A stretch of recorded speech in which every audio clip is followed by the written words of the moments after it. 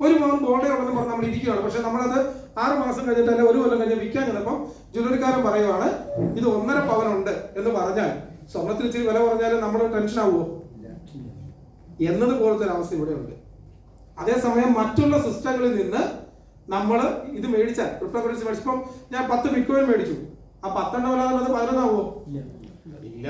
അപ്പൊ ഇവിടെ 2 കാര്യങ്ങൾ ഉണ്ടാകുന്നുണ്ട്. ഒന്ന്, വില വർദ്ധിക്കാനുള്ള എല്ലാ ചാൻസും PVC മെറ്റയെ സംബന്ധിച്ച് ഓൾറെഡി ഉണ്ട്. കാരണം 2025 തൊട്ടാണ് അത് പ്രത്യക്ഷപ്പെട്ട് തൊടാൻ പോകുന്നത്.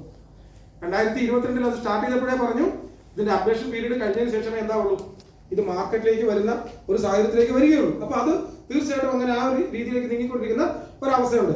ഇനി അടുത്ത ഒരു കാര്യം എന്ന് പറയുന്നത് എണ്ണവും വർദ്ധിക്കും. ഈ 2 തരത്തിലുള്ളത് കാരണം ഇത് എപ്പോഴെങ്കിലും ഈ ബിസിനസ് ഒരാൾ തുടങ്ങിയാൽ അദ്ദേഹത്തിന് നഷ്ടം വരുമോ? ഹലോ, ഇത് ക്ലിയർ ആവാത്ത ആരെങ്കിലും ഉണ്ട്? ഒന്ന്